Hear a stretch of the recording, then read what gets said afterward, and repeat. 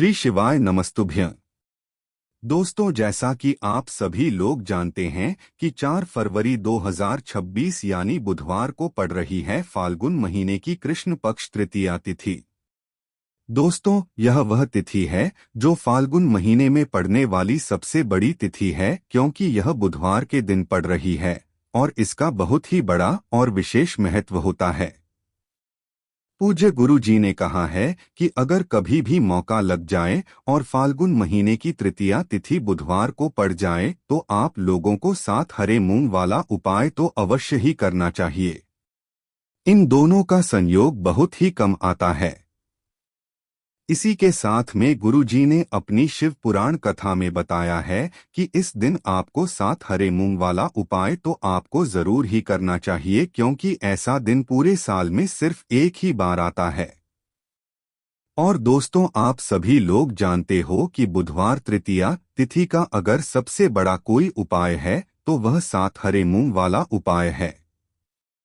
तो दोस्तों, बुधवार तृतीया तिथि के दिन आप लोगों को इस 7 हरे मूंग वाला उपाय को जरूर करना है।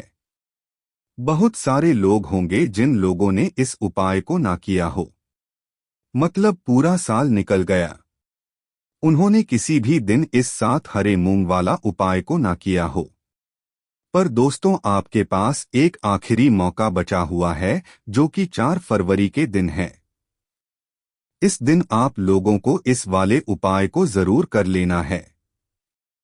भले ही आपने पूरे महीने भर इस उपाय को ना किया हो, पर अगर आपने इस फाल्गुन महीने के बुधवार तृतीया तिथि के दिन अगर इस वाले उपाय को कर लिया तो आपको इस उपाय को करने का वो फल मिलेगा जिसकी आपने कभी कल्पना भी नहीं करी होगी।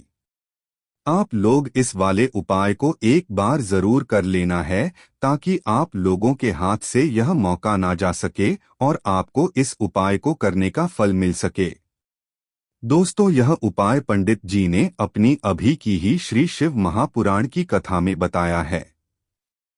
जी, इस उपाय को आज हम आपको बहुत अच्छे से समझाने वाले हैं। इस वीडियो को देखने के बाद इस उपाय को समझने के लिए आपको कोई और वीडियो को देखने की जरूरत नहीं पड़ेगी। तो चलिए दोस्तों, उपाय को शुरू करते हैं। यह इस फाल्गुन महीने के बुधवार तृतीया तिथि के दिन यह इतना खास होता है, इतना महत्वपूर्ण होता है। देखा गया है कभी कभी बड़े बड़े पूजा पाठ अनुष्ठान से जो उपाय मनोकामना पूर्ण नहीं होते, वह फाल्गुन महीने की बुधवार तृतीया तिथि के दिन एक छोटे। और दोस्तों, अगर आप चाहे तो अपने घर में से सभी सदस्यों को भी इस उपाय को करवा सकते हैं। अगर किसी व्यक्ति की खुद की कोई मनोकामना है, खुद की कोई दुख और परेशानी है जो कि वो अपने लिए ही करना चाहता है, इस वाले उपाय को तो वह खुद अपने भी कर सकता है। बाकी अगर कोई घर में से ऐसा है जो कि अपने पूरे घर परिवार की सुख और शांति के लिए यह वाला उपाय करना चाहता है तो भाई वह भी कर सकता है, उसमें भी कोई दिक्कत वाली बात नहीं है। कहने का मतलब यह है कि इस उपाय को हर एक सदस्य भी कर सकता है और पूरे घर परिवार के सदस्य के लिए घर की बड़ी माताओं बहनों में से कोई एक माता बहन भी कर सकती है। माताएं बहनें अगर घर में उपस्थित ना हो या वो यह वाला ना कर पा रही हो तो फिर घर का कोई बड़ा सदस्य भी इस 7 हरे मूंग वाला उपाय को कर सकता है, चाहे फिर वो पुरुष ही क्यों ना हो, उसमें कोई भी दिक्कत वाली बात नहीं है। उसके बाद में दोस्तों, जो अगला प्रश्न निकल कर आता है वो यह आता है इस उपाय को लेकर कि आखिर इस उपाय को हमें किस समय करना है, सुबह के समय करना है कि शाम के समय करना है। तो देखो, इस वाले उपाय को आप लोग सुबह के समय भी कर सकते हो और शाम के समय प्रदोष काल में भी कर सकते हो। अब अगर आप पूछो कि भाई साहब सबसे उत्तम समय कौन सा रहेगा इस 7 हरे मूंग वाला उपाय को करने का, तो हम आपसे बस यही कहेंगे कि इस उपाय को आप सुबह के समय करेंगे तो ज्यादा बेहतर होगा। बाकी अगर प्रदोष काल शाम के समय भी करेंगे तो भी अच्छा होगा। हम आपसे 25 कर कि 25 कर्म कर ले, उसमें कोई भी दिक्कत वाली बात नहीं है। तो अब दोस्तों, जो अगली सबसे बड़ी और महत्वपूर्ण बात आती है वो यह आती है कि सुबह अगर हम उपाय को करेंगे तो हमें कितने बजे से लेकर बजे तक के बीच में करना है, और शाम के समय प्रदोष काल में करेंगे तो हमें कितने बजे से लेकर कितने बजे के बीच में करना है। तो देखो, सुबह जितनी जल्दी हो सके आप उपाय को करने की कोशिश करना।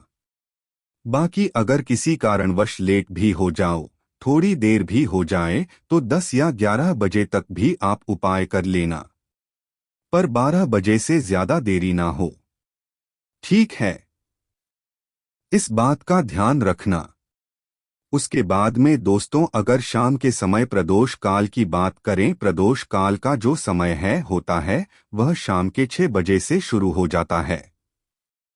मतलब शाम के 6 से लेकर 7 बजे के बीच का जो समय होता है, यह समय प्रदोष काल का समय होता है। तो आप इस उपाय को 7 या 8 बजे के बीच में भी कर सकते हो। मतलब शाम के 6 बजे से रात 8 बजे के बीच में आप कभी भी इस वाले उपाय को कर सकते हो, तो उसमें कोई भी दिक्कत वाली बात नहीं है। देखिए, आप किसी भी रोग से परेशान, आपके शरीर में कोई भी भारी रोग हो चुका है, भारी बीमारी हो चुकी है, या फिर यदि आप किसी भी कार्य में सफलता की प्राप्ति करना है, आप नौकरी में सफलता प्राप्त करना चाहते हैं, आप अपने व्यापार में सफलता की प्राप्ति करना चाहते हैं, आप यदि किसी भी एग्जाम की तैयारी कर रहे हैं और आप यदि उसमें सफलता की प्राप्ति करना चाहते हैं, या फिर आपके विवाह में विलंब हो रहा है, यानी कि आपके किसी भी प्रकार के कार्य में रुकावटें आ रही हैं, बाधाएं आ रही हैं, तो आपको इस तृतीया तिथि पर यह दिव्य उपाय करने से नहीं चूकना चाहिए। तो चलिए दोस्तों, जानते हैं इस उपाय के बारे में। लेकिन उससे पहले पूज्य गुरुदेव की ही कथा के अनुसार आपको इस उपाय को बहुत विस्तार से समझाने का प्रयास करेंगे। लेकिन उससे पहले, यदि आप भगवान शिव के सच्चे भक्त हैं तो हमारे इस वीडियो को लाइक जरूर करें। देखिए, पूज्य गुरुदेव ने बताया है कि बुधवार का दिन बुद्धि, ज्ञान और विवेक के प्रदायक देव भगवान गणेश को समर्पित होता है, और जो भगवान गणेश है वो भगवान शिव के सबसे प्रिय है। तो बुधवार के दिन किया जाने वाला यह हरे मूंग का उपाय महादेव के साथ साथ भगवान गणेश है, गणेश को भी प्रसन्न करने वाला है। देखिए, इस वीडियो में हम पूज्य गुरुदेव द्वारा बताए गए 2 बहुत ही खास उपायों के बारे में जानने वाले हैं। पहला जो उपाय है, यदि आपको अपने किसी भी प्रकार के कार्य में रुकावटें देखने को मिल रही हैं, आप यदि किसी भी प्रकार के कार्य में सफल नहीं हो पा रहे हैं, या फिर यदि आप अपने को भ्रमण करना चाहते हैं, अपने ज्ञान और विवेक को बढ़ाना चाहते हैं, तो विशेषकर ऐसे लोगों को यह पहला उपाय करना है। तो देखिए, इस उपाय को करने के लिए सबसे पहले तो आपको मात्र हरे मूंग लेने हैं। देखिए दोस्तों, आप इस उपाय के लिए 5 जुलाई 1921-51 जितने भी आपके पास हरे मूंग उपलब्ध हो जाते हैं, उतने आपको मात्र हरे मूंग लेने हैं।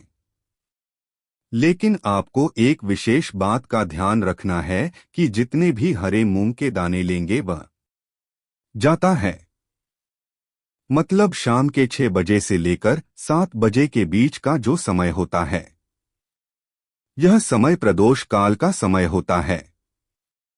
तो आप उपाय को 7 या 8 बजे के बीच में भी कर सकते हो।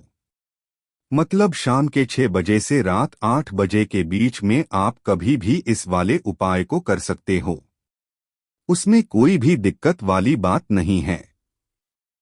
देखिए, यदि आपके जीवन में संकट बहुत ही अधिक चल रहे हो, समस्याएं बहुत ही अधिक चली हो, एक एक रूप खर्च करने आपको बस ओढ़ रहा है, भूमि से जुड़ी हुई कोई भी समस्या हो, या फिर आपके विवाह से जुड़ी हुई कोई भी समस्या हो, या आपके व्यापार से जुड़ी हुई कोई भी समस्या हो, तो आपकी यह सारी समस्या इस मंगलवार द्वितीय तिथि के दिन समाप्त होने वाली है। तो चलिए दोस्तों जानते हैं उस विशेष उपाय के बारे में। देखिए इस वीडियो में हम पूज्य गुरु जी द्वारा बताए गए 3 बहुत ही चमत्कारिक उपायों के बारे में जानेंगे। देखिए यह जो उपाय है आपके जीवन से दुर्भाग्य का तो अंत करेंगे ही। साथ ही साथ यदि आपके जीवन में धन की समस्या चल रही है तो वह सभी भी आपकी समाप्त हो जाएंगी। देखिए गुरु जी ने बताया है कि जब भी मंगलवार द्वितीया तिथि का दिन पड़े तो हमें कर्ज मुक्ति के लिए कुछ उपाय करने चाहिए। इसी के साथ हमें धन प्राप्ति, भूमि से जुड़े कार्यों और विवाह के लिए भी उपाय करने चाहिए। तो चलिए दोस्तों जानते हैं गुरु जी द्वारा बताए गए सबसे पहले उपाय के बारे में। देखिए यह उपाय विशेषकर उन लोगों को करना है जिनकी भूमि से जुड़ी कोई भी समस्या चल रही हो, यानी कि उनकी भी जमीन से जुड़ी हुई समस्या चल रही है।